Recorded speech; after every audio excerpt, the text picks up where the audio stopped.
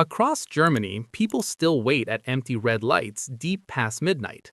The street is empty and silent, but feet stay planted in a neat line along the roadside. Inside a village bakery, every stranger says hello and freezes into a perfect line no sign explains. By the river on hot days, people sunbathe almost naked beside bicycles parked in neat rows, towels marking invisible borders around each patch of grass. These 13 unwritten German rules may look bizarre from afar, yet each scene hides a practical way to protect trust, starting with a Sunday street. This story asks why people in Germany obey 13 invisible rules when nobody watches. By the end, each habit will feel strangely human to you. Number 1 seems soft, yet it shocks many new visitors: the deep quiet of German Sunday. In a small town late morning, church bells ring, but the street stays empty, shutters closed, lawnmowers silent behind neat hedges. On other days, the same road shakes with cars, delivery vans, and power tools. The unwritten rule says that on Sunday, loud work stops. Most shops close, music stays low, drills and hammers sleep, and even taking bottles to the glass bank feels wrong. This gives neighbors one shared day when nobody must knock on a door and ask, "Can you turn that down?" Families walk, eat cake, visit grandparents, while the whole block knows noise will not start a fight today.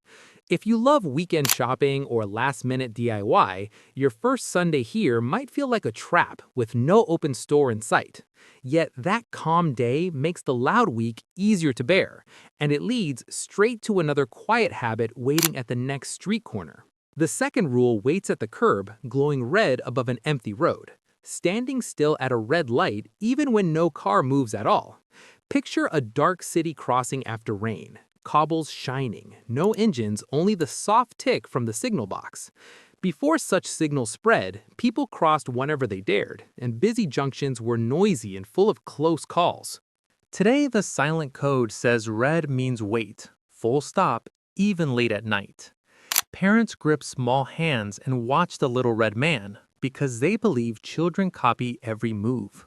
Pausing here is less about fear of traffic and more about teaching that rules can guard small bodies. The fine is small, but sharp looks from bystanders sting more than any ticket. Sometimes a child even scolds a grown-up who steps off early, as if they were the traffic police. You might laugh when the road is empty and feel the pause as wasted time. Still, that tiny stop shows how strongly people expect each other to follow the same code. And once you reach your building door, a softer rule starts to whisper through its walls. Our third example slips through thin walls: strict, quiet hours inside homes.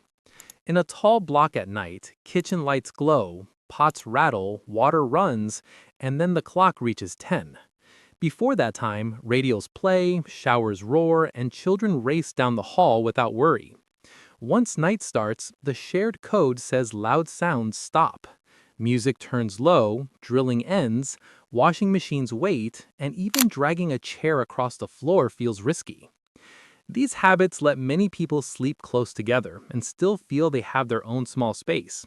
If someone keeps banging or shouting, a neighbor often rings the bell, mentions the time, or slides a neat note under the door.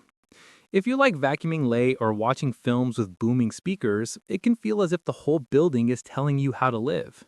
Yet step out into the stairwell, and you will see how noise itself becomes a shared project there, leading to the next unwritten rule that starts on the stairs. For you, such control may seem nosy, like living with extra parents on every floor. Though in these tight blocks, this rule guards rest for shift workers, babies, and older people, and it prepares the ground for another strange duty shared by strangers. The fourth one waits on the stair: the rule that the space in front of your door is never only yours. Picture a narrow stairwell with gray tiles, rows of letterboxes, and one broom leaning by the basement door. People once treated these steps like pure in-between land, dirty, smoky, and nobody's real job. Now, many buildings follow an unwritten rota that everyone knows. Each week, a flat must sweep stairs, wipe handrails, shake mats, and sometimes even scrub the sidewalk outside the entrance. Keeping this zone clean shows respect for the whole house, not just for one unit behind one lock. Skip your turn and neighbors notice dust on the edges and footprints on wet days. Trust in you drops a little with every mark. You might see this as unpaid work ordered by strangers, more like a chore chart than free adult life. Yet, through this shared care, people learn who lives around them, and that same sense of joint duty soon stretches from steps and tiles to bags of trash and empty bottles. Number 5 hides behind back doors and courtyard corners, the almost holy sorting of trash. Imagine early morning behind a block of flats, dew on cobbles, four tall bins in blue, yellow, brown, and black rows. In older days, people stuffed everything into one gray sack, and nobody checked what slept inside. Now, the unwritten rule says each thing must find its right box. Paper wants one bin, glass another, food scraps go to brown. Plastic and metal crowd the light one, and rest stays for what fits nowhere. This order turns waste into a shared task instead of a private shame. Neighbors hear lid slam and glance at what drops. A pizza box in the wrong spot can spark a firm talk in the stairwell. For a visitor, this feels like a test you never studied for, with colors, dates, and tiny symbols on every packet. Yet this strict habit keeps courtyards cleaner, cuts smells, and makes people feel they protect woods and rivers nearby. And it leads straight to the next rule about empty drinks. The sixth rule sits in your hand. Never treat a bottle with a deposit mark as simple trash. Picture a busy station platform at night, snack wrappers on benches, and one person moving slowly, eyes scanning for glass and cans. Before deposits spread, empty bottles lay in gutters, rattled in bins, and brought money to no one. Today, most drinks come with a small extra fee that you gain back only when the bottle returns. You place it in a humming machine, watch it vanish on a belt, then swap the printed slip for coins at the till. This system gives street collectors a quiet income and stops paths from filling with broken glass. Still, the unwritten side rule may impress you most. If you cannot be bothered to cash in, you set the bottle beside the bin, never inside, as a silent gift. You may find this almost religious respect for rubbish intense. Why care so much about an empty bottle?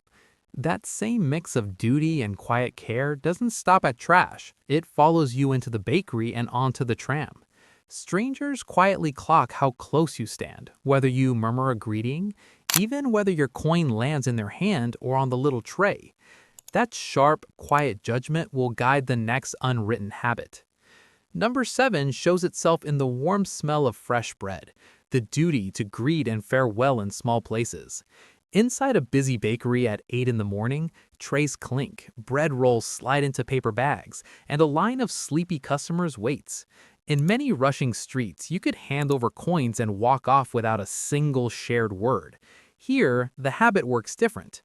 Whoever enters says a clear greeting to the whole room, staff and strangers alike, and on leaving calls a goodbye that floats back from behind the counter. A 15-second purchase suddenly becomes a tiny scene everyone plays together. For that moment, the person behind the counter isn't just a hand taking money, but a partner in a script, where one wrong line can chill the whole room. Skip the greeting, and faces may stay polite but colder, the air a little stiff. Place your coin straight into the palm, not onto the small tray, and some hands will quietly pull back, unsure why you cross an invisible line.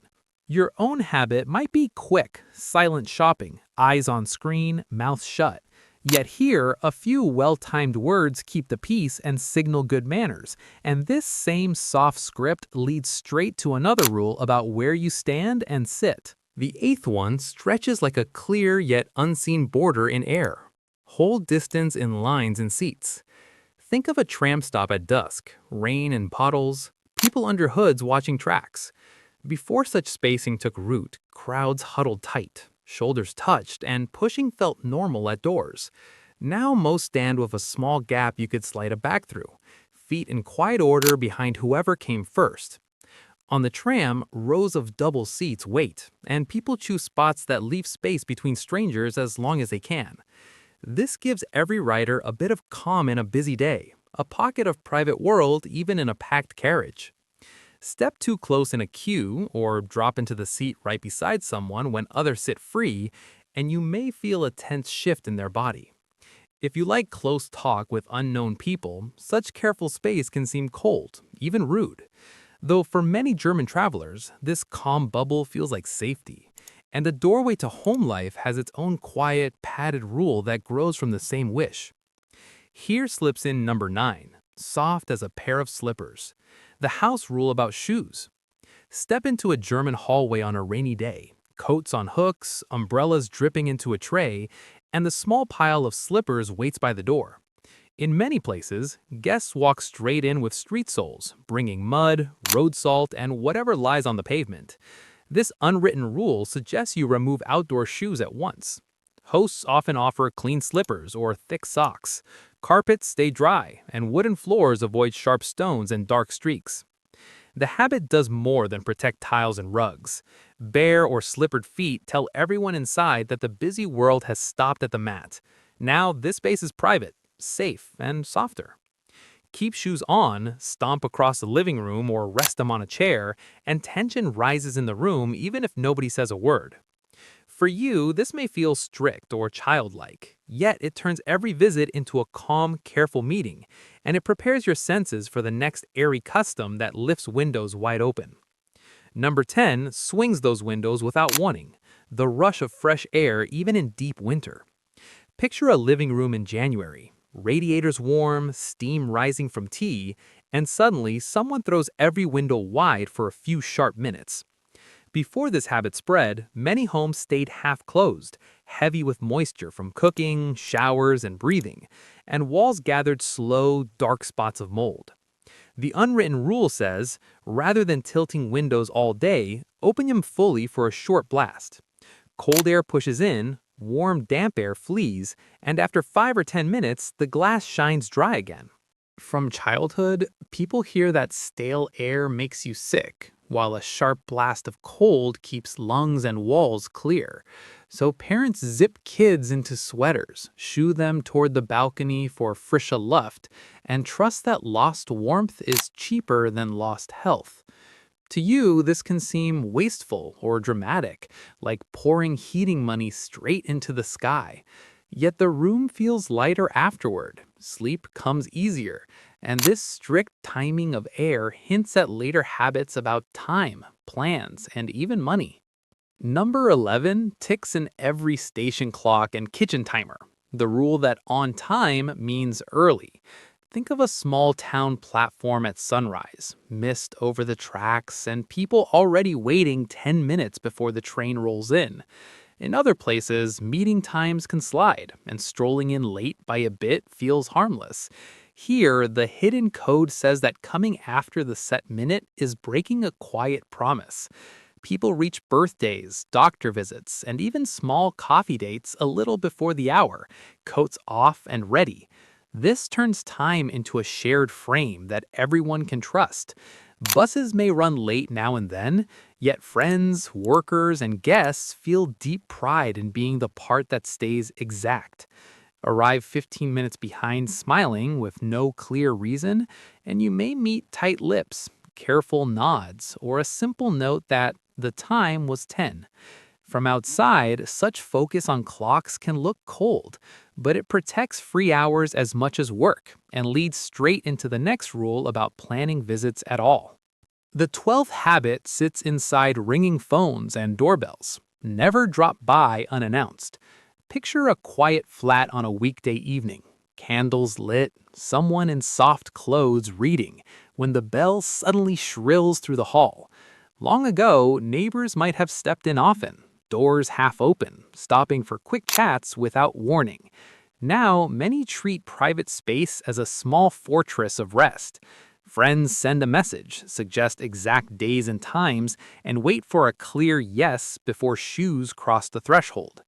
This pattern lets people guard energy, plan meals, and keep work, family, and rest from mixing into one long blur. A surprise knock can feel like a minor attack on that careful shield, even if the face outside smiles kindly. You might see this as distance or lack of warmth, as if people care more for schedules than for hugs. Yet, once a visit is planned and opened, hosts often give deep focus, long talks, and rich meals, and this strong line between work and home reaches its sharpest point when the day ends. Number 13 glows in office windows going dark, the deep respect for Feierabend, the end of the workday. Imagine a factory yard at dusk, machines quiet, lockers banging, workers stepping out into cool air with lunchboxes empty. Without this idea, jobs can creep into every hour. Calls buzz late, and messages tug at people from dawn to midnight. The unwritten rule here says after work, work stops.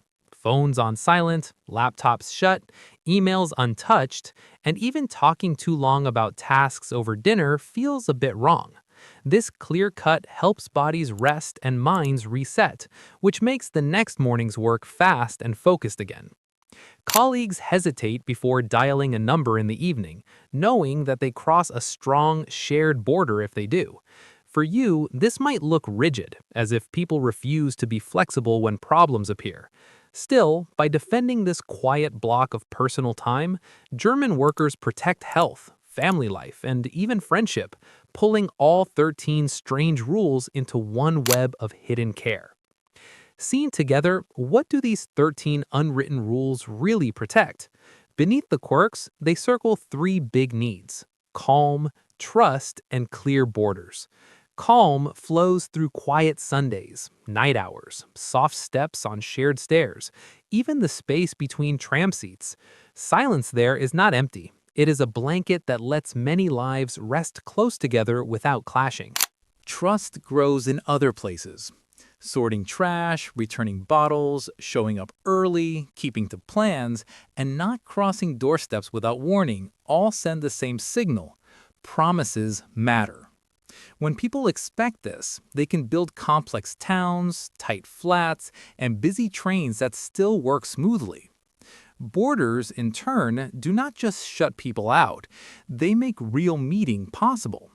Shoes at the door, greetings in bakeries, fresh airbursts, and hard stops after work mark where public life ends and private life starts. To a visitor, these habits may still look strict, even suffocating. Yet under them sits a surprisingly gentle idea.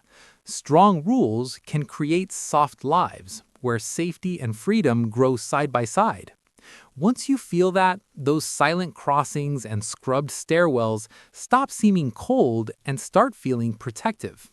From silent Sundays to late-night red lights, these 13 unwritten German rules show how order and care hide inside moments that first feel simply strange. What once looked like cold control now appears as a way to protect calm, trust, and private life in a crowded, modern country. Keep watching this channel for more deep dives into German streets, homes, and hidden habits, from lost kingdoms and border towns to factories and family tables. Subscribe to join each new journey into how Germany really works, behind the stereotypes and postcard views that most visitors never notice on a first trip.